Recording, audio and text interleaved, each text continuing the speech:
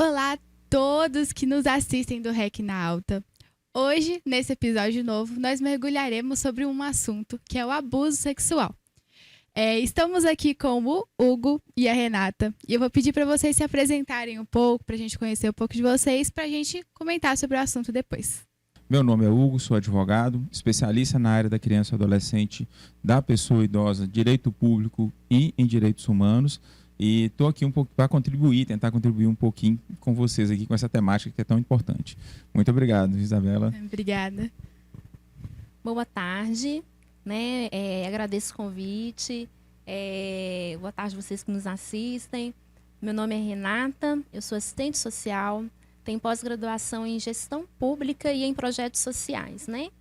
E hoje nós vamos falar um pouquinho sobre criança e adolescente, que é um tema muito necessário e que profissionalmente, pessoalmente, eu penso que precisa existir muitos projetos, sim, para as nossas crianças e adolescentes, principalmente abordando temas sobre o abuso sexual e educação sexual. Sim. Para a gente começar, com o conhecimento de vocês, o que é o abuso sexual para vocês?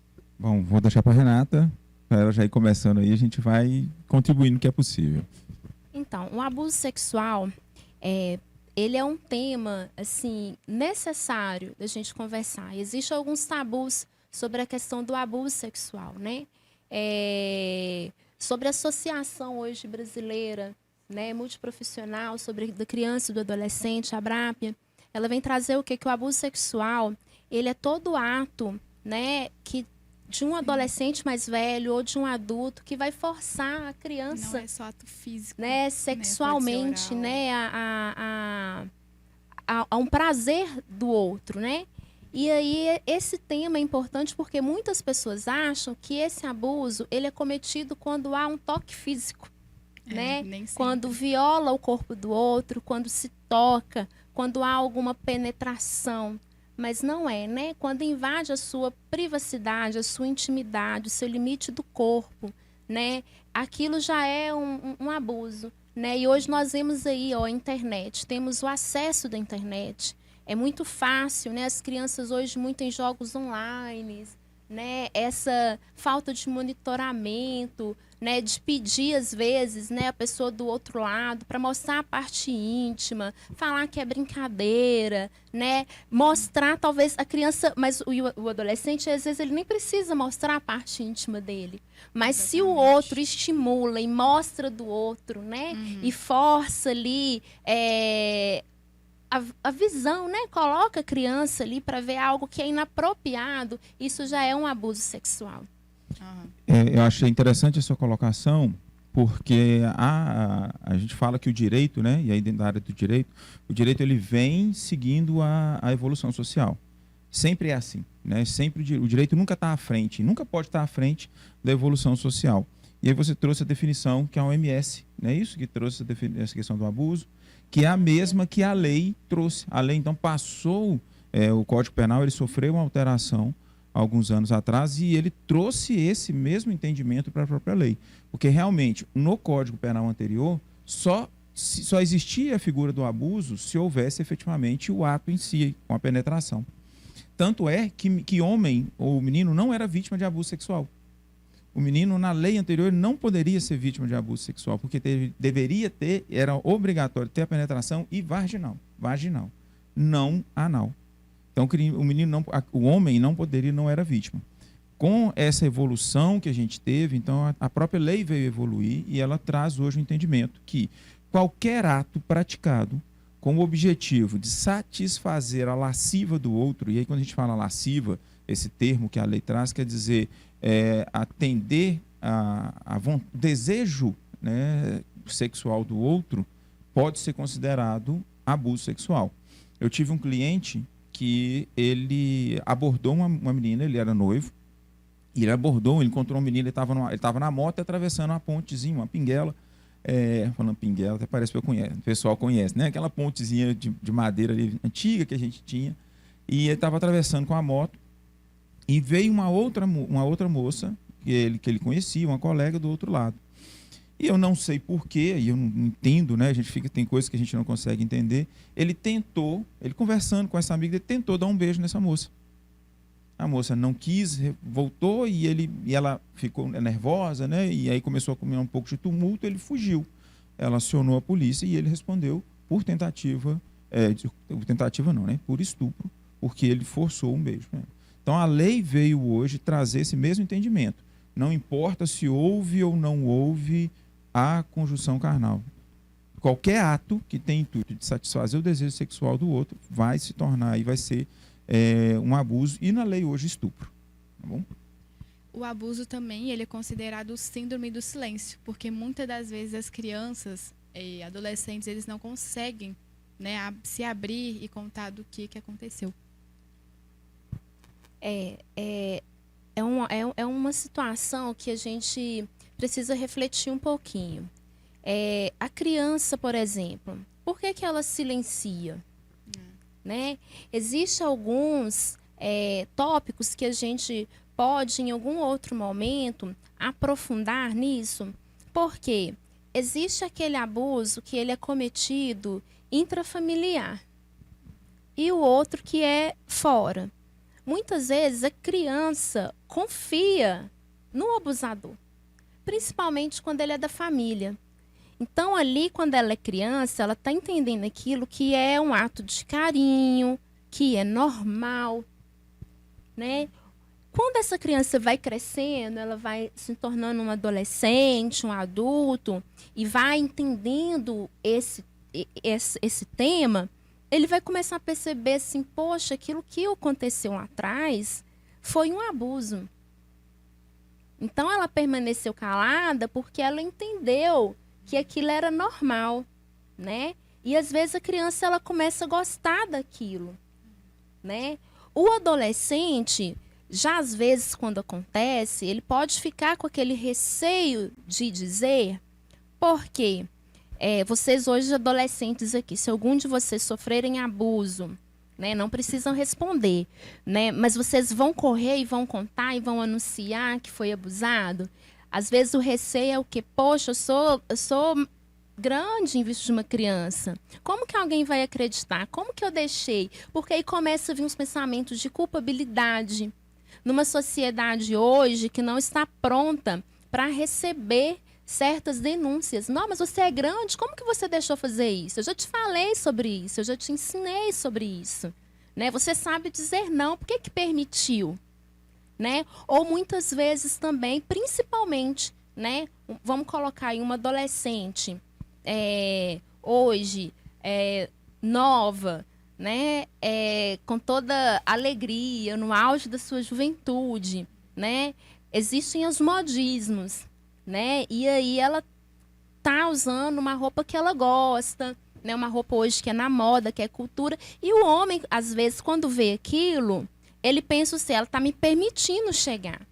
Então, a cultura do que o outro está vestindo também impacta muito, né? Então, se eu estou chegando nela, porque olha como é que ela está vestida, né? Não respeita, né, o outro, a forma do outro ser. Não é porque, às vezes, ela está com um short curto, um cropped, é que ela está dizendo para o outro, pode vir, né? Porque, às vezes, vai ouvir o quê? Também com essa roupa, né? Você está permissiva. Né? E não é isso, né? Quando a pessoa vier relatar, né, a gente precisa aprender hoje o que é a prática do acolhimento, do ouvir, do não sugestionar o que aconteceu, né? De deixar falar, né? Então, assim, quando a pessoa ela silencia, é por N motivos, né? E hoje nós precisamos criar também instrumentos, né? Equipamentos próprios, com profissionais preparados para receber essa demanda, porque muitas às vezes traz a demanda, né? Eu tenho N casos de que a adolescente verbalizou, né, um abuso dentro da família, na escola. Aí esse professor chamou o conselho tutelar, chamou a polícia, a sala toda ficou sabendo, aí os equipamentos do município invadiu a casa, a família. Então, existe esse preparo que a gente precisa ter, né? Também de receber isso, para que vítimas de abuso sexual entendam como vítima e tenham propriedade de falar do que aconteceu. E isso se dá muito do não falar também, da cultura que hoje nós vivemos, né? a educação sexual, ela não é iniciada na infância. Existe o tabu na família, o tabu na própria escola, porque quando você vai estudar, você não tem isso, educação sexual. Você não é preparado para saber o que é educação sexual, porque educação sexual não é erotizar, mas é você dar munição para aquela criança e adolescente se entender quanto pessoa, as suas situações e como se proteger.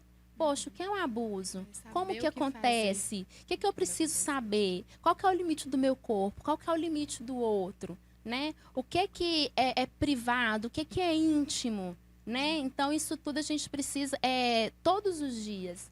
Né? Esse tema ele precisa ser abordado mais vezes durante o crescimento. Porque você não vai dar para uma criança, por exemplo, você não vai ensinar a criança que ela precisa obedecer os pais quando ela perguntar o que é obediência aos pais. Porque muitos pais esperam a criança perguntar. Sim.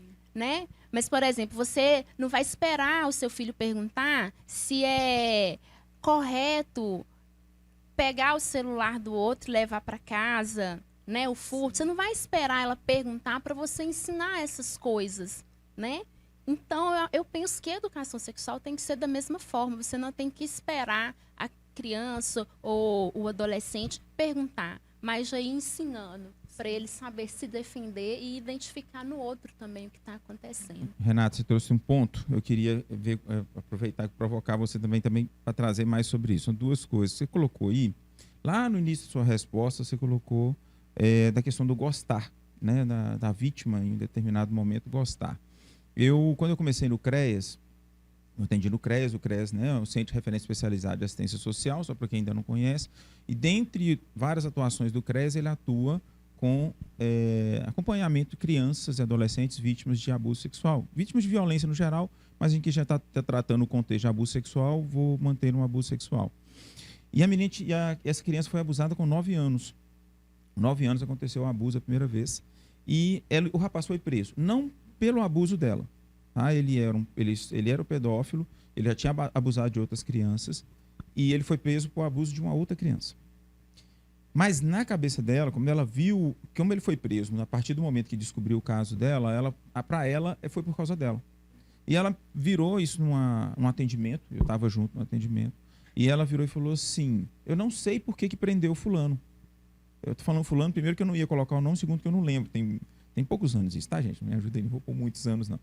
Ela virou para mim e falou assim, não sei porque prenderam o fulano. Ele nunca fez nada que eu não quisesse. Ele é o homem da minha vida, o amor da minha vida. Com 9 anos ela trouxe isso. E eu lembro que isso me impactou. E eu queria que você trouxesse mais um pouquinho para a gente sobre essa questão do gostar, né, da vítima, às vezes, sentir essa coisa, porque isso fica na cabeça das pessoas de achar que a vítima, obrigatoriamente, ela tem que não gostar. Ela, obrigatoriamente, que ela é vítima, ela tem que não gostar, porque se ela gosta, aí ela já não é vítima. Aí ela já entra naquela coisa, fulano é safado. Gente, vou usar a expressão, perdão aqui as expressões, mas são expressões populares. Ele é safado, sem vergonha, não sei o quê. E aí eu queria que você colocasse mais um pouquinho para a gente sobre isso, na sua experiência, e como é que você vê essa questão, para a gente até começar a desmistificar algumas coisas também. Então, e essa criança que o senhor atendeu, infelizmente, não é a única nessa situação, né? E pensar que ela deu conta de colocar. Sim. Né? E algumas não dão conta de trazer. Né? Quantos ainda estão atrás da cortina, né? E aí, quando a pessoa fala assim, ele é o homem da minha vida, essa criança fala, é porque a rede de proteção dela falhou com ela. Né? Em nenhum momento foi apresentado para ela que o corpo dela é dela, né? Que o corpo dela precisa ser protegido. Daí a importância. Né? Da importância da educação sexual. Porque se ela sabe, né, que o toque bom e o toque ruim, né? Se a gente começar, vamos pegar assim hoje a criança, né? Como trabalhar isso? Toque bom, toque ruim. Olha, filho, filha, né? O avô com a neta, um parente, a rede de proteção dela ali. O seu corpo, o que é público e privado? Quando eu estou trabalhando isso com as crianças, eu tenho 3 imagens, né? Do que é público e do que é privado. Por exemplo, o seu corpo, o que é público aí? O seu narizinho, seu ouvido, a sua mãozinha, o seu braço, né? As pernas. Ela é privada, ela pode aparecer, mas ela é sua. Então, você vai encostar no copo se você quiser. Você vai fazer um carinho na cabecinha do coleguinha se ele quiser, né? Mas e aí tem o que é íntimo seu, Privado. né? O que é o seu privativo, né? Então, o corpo ele tá público, tá todo mundo vendo, narizinha, orelhinha, né? A boquinha, né? Mas o seu privado, o que é o seu privado? É aquilo que é íntimo. Sabe, quando você vai na piscina, por que você tem que usar a sunga? As partes que a roupa tá... Né? Por que você tem que usar a roupinha de banho? Porque essa parte, ela é íntima, ela é sua. E ninguém pode tocar. E aí vem o toque bom e toque ruim. Sabe por quê que a gente tem que ensinar o que é toque bom e toque ruim? Porque o toque ruim é quando a pessoa pede para tocar, quando fala que vai brincar para pegar nas partes íntimas. Ah, eu aceito ser seu amigo se você deixar. Ah, mas eu gosto tanto de você, né? E aí entra a questão do segredo. Então, olha, ninguém vai saber. Eu gosto tanto de você, a gente é tão amigo que isso é um segredo nosso. Que entra nessa pergunta, né? Que você colocou. Porque o segredo bom, né? Não existe assim, né? É o segredo ruim. O segredo bom é aquele, por exemplo, hoje nós vamos comer uma pipoca com seu irmão, nós vamos fazer um segredo para ele, é uma surpresa. Para ensinar o agrado. Agora, aquele não pode contar. Se falar assim, não pode contar para mamãe, não pode contar para o professor, não pode contar para o amigo. Esse é o segredo ruim, né? Aí o toque bom é aquele carinho que eu vou abraçar, que o coleguinha vai deixar. É o toque de higienização do pai, da mãe, na criança ali, da rede de proteção, de apoio. É o toque do médico para a saúde, né, que vai fazer o toque no seu corpo. Então, assim, se ela souber que uma pessoa vai ter esses argumentos, ela tá assim, ó, minha mãe, o meu pai, ou alguém, meu avô, meu tio já me falou isso. Ele vai lá, o tio fulano me falou que tá querendo pegar na minha parte. Se eu não sou amigo dele, eu vou, né? Então, assim, e aí o que acontece? Ela vai entender o quê? Que ele ama, que ele gosta, que isso é uma forma de carinho, que é uma amizade, que é um segredo, né? A pessoa, quando tem um segredo, né, assim, um assunto que o outro não pode saber, ela costuma sentir importante. Sim. Né? Ela costuma sentir importante. Então, ele tá dando bom, né? ele tá dando uma importância para ela que talvez ela também não tá tendo. E uma coisa que a gente precisa entender nesse tema, a base principal, né, que a sexualidade, a educação sexual, ela sempre passa pelo afeto. Né? A base de você ensinar, de você proteger, é o afeto. É estar perto dessa criança, desse adolescente, é perguntar como foi o dia, é saber se fez coleguinha novo, é perguntar, alguém pediu algum segredo, como é que foi na escola, o que é que você fez, né? É ser amigo, né? Porque quando você é amigo, você tem intimidade para contar. Né? E aí, numa educação que não é uma educação permissiva, autoritária e agressiva, você tem uma chance muito grande de ter o sucesso do seu filho, da sua filha, né? Da criança que está à sua volta, ela conseguir ter argumentos para se proteger. Bacana essa colocação que você trouxe aí, dessas questões do perguntar, né? Que às vezes a gente fica aonde a gente, principalmente com adolescente, com a criança talvez a gente tenha mais tranquilidade. Assim, o pai talvez não... E a mãe, né, eu estou falando como pai aqui, às vezes a gente pode ter mais facilidade de trazer algumas perguntas para a criança. Porque é mais fácil. Você vai na hora de dormir, antes de contar as histórias, você chega para o seu filho, pergunta como foi a escolinha, como é que foi, e aí o coleguinha, não sei o que, é mais fácil. Mas quando chega na adolescência, e na idade dos dois aqui, a gente tem mais dificuldade.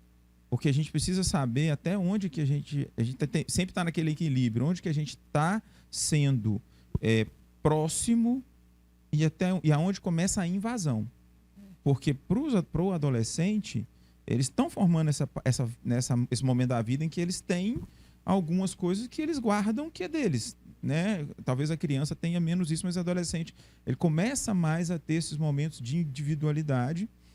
E nós, como pais, temos que saber como que a gente vai fazer para ter essa proximidade, mas para não ser invasivo?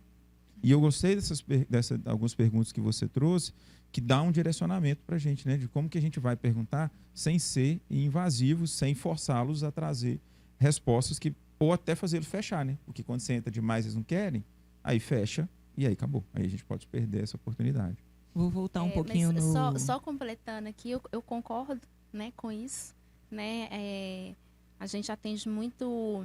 eu trabalho com fortalecimento de vínculos também, né? Você trabalha no... Desculpa. Eu trabalho no Centro de Referência de Assistência Social, né? Também já tive No oportunidade no CRAS, de atuar no CREAS também, né? E a gente vê essa dificuldade muito grande dos adolescentes. Eu trabalhei no abrirem, CREAS né? muitos anos. Eu sou apaixonado com especial. Gosto da alta básica, mas... Nossa, boa. Alta complexidade. Eu gosto muito também. E aí eu tenho uma experiência muito bacana em acolhimento institucional para criança e adolescente. Então, a gente recebe ali, em último caso, a criança que ela teve seus direitos, crianças e adolescentes, né? 0 até 18 anos, que é o acolhimento, que teve seus direitos violados por algum motivo, por negligência, abuso, né? Violência sexual, exposto a drogas, assim, né? A ser aviãozinho, né? Então, assim, quando chega na fase do adolescente, a gente vê que ele chega mais fechado, né? Mas ali a gente precisa criar um plano, né? Que chama o plano individual, né? Para aquele adolescente que está ali no acolhimento. E aí, o que acontece? Quando aquele adolescente chega no acolhimento e é um caso de abuso, de violência, nós recebemos ali, já recebi, né? E fui técnica de referência de uma família com 5 irmãos, né? E que o pai dos mais novos, né? E o mesmo homem que é padrasto dos mais velhos, abusava dos meninos, né? Inclusive do adolescente mais velho de 14 anos, né? E quando ele chegou lá no acolhimento, ele chegou por perto de 15 anos. E aí, como abordar isso para não revitimizar, né? Porque a gente precisa não revitimizar. E quando você traz essa questão, né? Eu não posso invadir. Vem muito na minha mente as estratégias, que é a continuidade de um relacionamento. Né? Hoje eu tenho a oportunidade de trabalhar em fortalecimento de vínculos dentro de famílias que estão com vínculos fragilizados. Então, assim, quando você cria, desde cedo, uma rotina, né? Uma normalidade na sua família, um ambiente propício, de amizade, de afeto, aí vem a intimidade. Porque quando se há intimidade, você não força o outro a dizer, o outro confia. Né? E em algum momento ele vai falar. E com o adolescente, né? E com o adolescente você pode dizer, olha, se estiver acontecendo alguma coisa, eu estou aqui. Porque se ele confiar em você, ele vai sentir, poxa, ele está ali mesmo, então eu vou falar. Ele vai contar o que está acontecendo. Isso, né? Porque até nós, enquanto profissionais, existe uma lei, né? Que eu não vou revitimizar, né? A lei da escuta, né? Isso é muito importante, dos grandes né? desafios, né? Que é a o gente tem desafio. Então eu preciso ter essa escuta qualificada, esse momento de ouvir, de observar. Poxa, está acontecendo alguma coisa com o meu filho dentro de casa. Nós estamos nos afastando. O que é que está causando isso? Né? Então, assim, essa busca por esse não romper de vínculo, não fragilizar o vínculo, de permanecer, de amizade, aí eu volto lá no início. A centralidade de tudo está no afeto. Igual a Renata veio falar, vou voltar um pouquinho no que ela falou, foi de abuso com a família, né? Aí, por exemplo, colocar o tio, por exemplo. Aí ele abusa de uma criança e a criança guarda aquilo, sabe? Ela acha que porque ela não vai conseguir falar. Um afeto diferente, mas é um afeto. Sim, vem da família. Tem isso do afeto. O tio também tem vezes que consegue manipular a criança, falar, tipo, não conta não, porque eles vão confiar em mim se você contar algo do tipo. Exatamente. O abusador, aí já entrando na característica, né, do abusador, o abusador, ele usa também de algumas estratégias para manter isso que foi colocado do segredo, né, dessa coisa fechada entre eles. dependendo, ele se aproveita dessa relação de intimidade que eles têm, Manipula. dessa ideia do tio, olha, Manipulação. fulano, isso, usa da manipulação. Toda vez que você aproveita dessa relação íntima, dessa proximidade, desse carinho, da inocência, ele vai te utilizar da manipulação. Dificilmente o abusador dentro intrafamiliar, ele vai se utilizar da força para manter o segredo.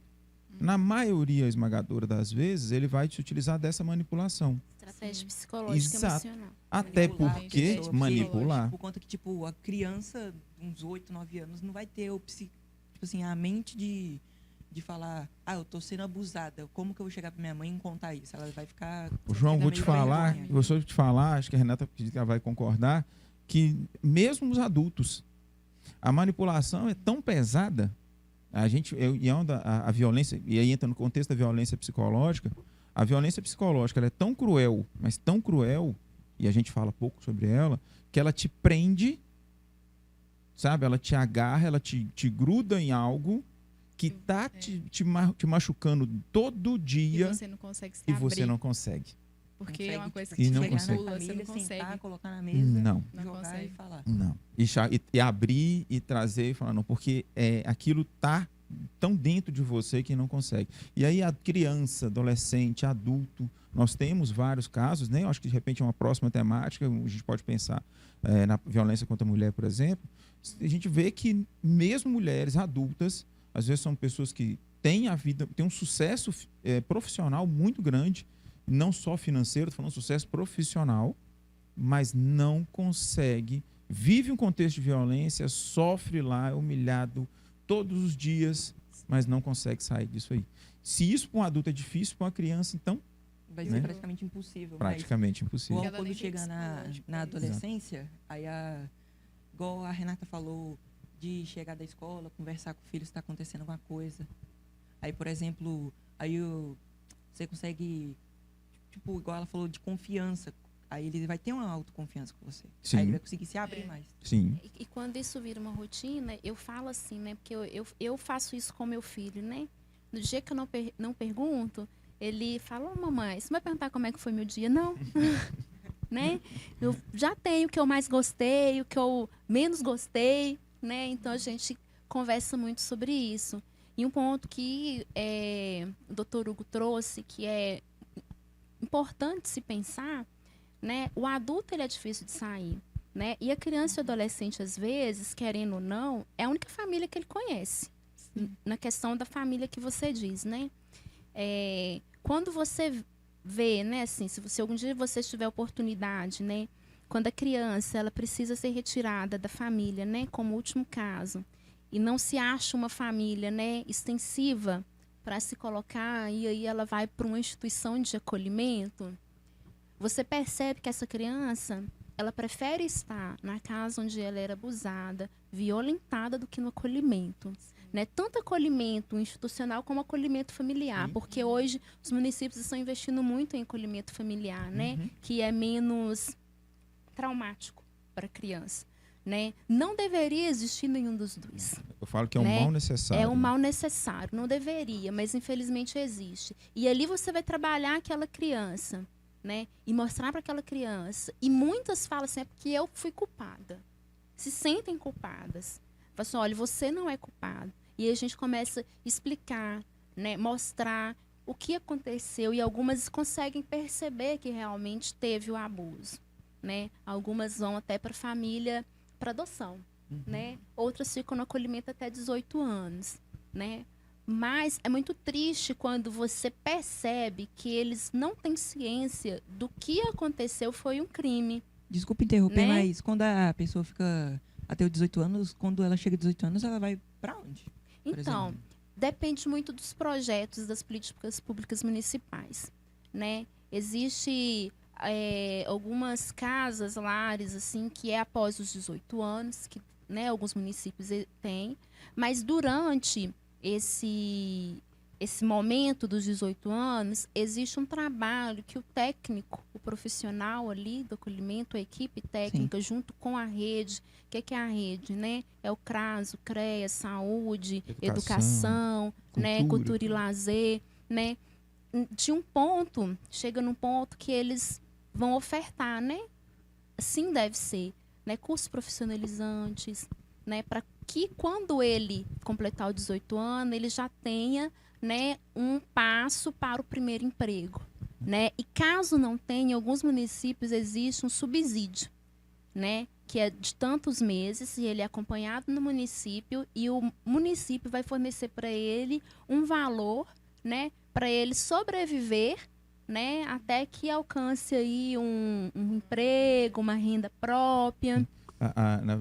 A ideia, João, esses meninos, essas pessoas, né, e quando fazem 18 se tornam adultos, infelizmente, pela situação que eles vivem, a equipe tem que trabalhar no sentido de um amadurecimento muito mais Autonomia rápido. pessoal. Exato, para que ele adquira autonomia mais rápido. Porque, infelizmente, ele vai completar os 18 anos, ele não pode permanecer na instituição de acolhimento, ele vai ter que começar a dar conta da vida dele. Né? E aí, realmente, é começar um trabalho a partir de uma certa idade, buscar cursos profissionalizantes, trabalhar a importância dele ter os autocuidados, já procurar um lugar, né, para ele morar, ele saber da responsabilidade, que ele tem que pagar contas, que a partir dali, né, o dinheiro é finito, ou seja, ele tem uma hora que vai terminar, que as louças não se lavam sozinho em casa, né? Que não é mágica que você chega lá. Não tem isso lá, ele vai ter que dar conta, a cama não se arruma sozinha, ele vai ter que arrumar. Então tem que ser feito esse trabalho, que a partir dos 18 anos ele vai ter que dar conta da própria vida, né? Infelizmente, isso existe, né? É a realidade. Como a Renata colocou, alguns municípios podem fornecer algum subsídio, um recurso financeiro para depois dos 18 anos. Infelizmente, não é o comum no país. Tá? A maioria esmagadora dos municípios não fornece esse subsídio, então a equipe fica nessa tentativa até de conseguir um trabalho para já ir trabalhando e ter condição de sustentar. E aí conta-se muito com a convivência, né, comunitária, né? E tem programas de apadrinhamentos, né? Então, assim... Várias estratégias, né, Renata? Que vão ser saindo um pouco do assunto, existe vários tipos de abuso, né? Sim. Tem um abuso sexual. Oral. E tem um menino, não tem nada a ver com abuso sexual. Eu vou contar um caso que aconteceu. Eu tava no camelodromo ali no centro e passou um menininho correndo. E uma moça gritou, falou assim lá da loja. Meu pai perguntou, por que esse menino tá correndo? O que aconteceu? Aí a moça falou, todo dia ele foge de casa, que a mãe dele espanca ele e ele acha melhor ele ir pra rua. Aí isso daí foi umas 10 horas da noite que o menino tava na rua. Bom, me permita, antes da Renata entrar, olha só, tem sim, né, é um tipo de violência, então a gente acaba estando assim, um pouquinho dentro da temática, mas nós precisamos, falando em questão de cultura, nós precisamos mudar muito da nossa cultura. A gente tem uma cultura no Brasil, né, principalmente que tem aquele ditado, briga de marido e mulher, ninguém mete a colher, problema do outro eu não vou entrar. Isso é um problema. Tá? Porque, tá vendo? Esse menino, ele todo dia, ele grita socorro. Todos os dias que ele corre da casa dele, que ele passa ali correndo, ele poderia passar por outros lugares. Mas ele passa ali para que ele seja visto, porque ele quer, ainda que involuntariamente, ele faz isso para ser visto. E a gente tem que assumir o papel nosso enquanto sociedade, porque essa criança, esse caso já era para estar com conhecimento do Conselho Tutelar. Chamar o Conselho Tutelar. Exatamente. A gente tem os telefones, né, que é o Disque 100, que é um telefone nacional, onde a gente pode denunciar todas as situações de violência, que é o Disque 100. Você liga de qualquer lugar, telefone fixo, celular, coisa que quase ninguém acha mais, mas se achar pode ligar, que é o orelhão, pode ligar do orelhão, sabe? Você faz a chamada, eles escutam o que você vai colocar, criam um protocolo com um número, você pode acompanhar esse caso para saber aonde que ele está, para quem ele foi encaminhado, e você faz o seu papel. Eles vão acionar o Conselho Tutelar, para que o Conselho Tutelar faça a visita nessa casa, verifique a situação. O que a gente não pode é ficar deixando essas crianças sofrerem, serem vítimas, porque você colocou aí que pode ser físico, mas quem garante que ele também não sofre um abuso sexual? Né? Ninguém pode falar efetivamente que lá dentro ele não sofre um abuso sexual. E ele estava descalço e sem camisa, e uns arranhão. Pois é. Tá vendo? Então, assim, sabe o que aconteceu lá dentro. Exatamente. E a gente precisa pensar o quê? né? O que o Estatuto da Criança e do Adolescente traz? Né? Que a criança, ela é prioridade absoluta, Sim. né? E é dever do Estado, da família e da comunidade zelar por eles. Eu falei isso agora ali, dando orientação para o município de Alvinópolis. É o artigo 227 da Constituição Brasileira. É dever da família, da sociedade e do Estado garantir com a prioridade absoluta o direito da criança, os direitos a garantir, né, a criança e adolescente com prioridade absoluta os direitos à vida, à saúde, à educação, cultura, enfim, à alimentação, a todos os direitos que ela faz jus. Então, está a sociedade ali. Então, nós, enquanto sociedade, temos que assumir esse papel. Se eu tenho ciência de que uma criança está sofrendo, ou uma adolescente está sendo violentada, né, por meu vizinho, por uma pessoa próxima, seja por quem for, eu tenho a função, eu tenho o papel de ajudar, sabe? De fazer a denúncia para retirar essa criança dessa situação. Eu falo que o nosso papel ele é muito importante, né? Porque quando a gente fala assim, o meu papel é ajudar, né? E quando eu faço isso, o que eu penso? Eu estou viabilizando direito, né? E viabilizar direito como? E às vezes, por exemplo, você vai ligar no Disque 100, é uma denúncia que realmente chega e quando cai lá no CREAS, o Disque 100 é prioridade, né? Mas existe aquilo que não pode ser nem um minuto esperar. Então, existem os conselhos tutelares, né? Interrompendo, e o plantão, né? Igual o Hugo falou de... Já era para ter resolvido o caso desse menino, é igual ter lei sobre carro, moto, você vê um acidente na rua, acho que é multa que dá. Você vê um acidente e você não ajudar a pessoa. Você for isso, né? Sim. Era para ter lei, assim. Mas tem. Tem. Mas já temos, né? O Estatuto da Criança e Adolescente. E hoje... Você vai como cúmplice, né? Se eu não me engano. Não, hoje até a lei Herborel, entrou em vigor em 2022, né? Ela traz claramente lá a obrigatoriedade, hoje é lei, né? E você pode ser punido por isso, não só administrativamente, mas penalmente. Você pode responder por omissão de socorro qualificada, porque se trata de criança e adolescente. A lei trouxe isso. Ela trouxe a obrigatoriedade de você, de qualquer cidadão, uma vez que tenha ciência de que há uma violação de direitos, tem que denunciar. Porque se você não denunciar e houver provas que você sabia e não fez, você vai responder por crime. Você vai responder por crime e é pesado. Não é fácil, não. Até porque o tema é muito complexo, né? Criança, prioridade absoluta. Então, vamos ficando por aqui. Que fica de alerta para todos vocês, tudo que a gente falou aqui, não só para os adultos, como para as crianças e adolescentes. E se você quer acompanhar mais nossos episódios, fique ligadinho aí, gente. Beijo. Tchau, gente. Tchau. Obrigado.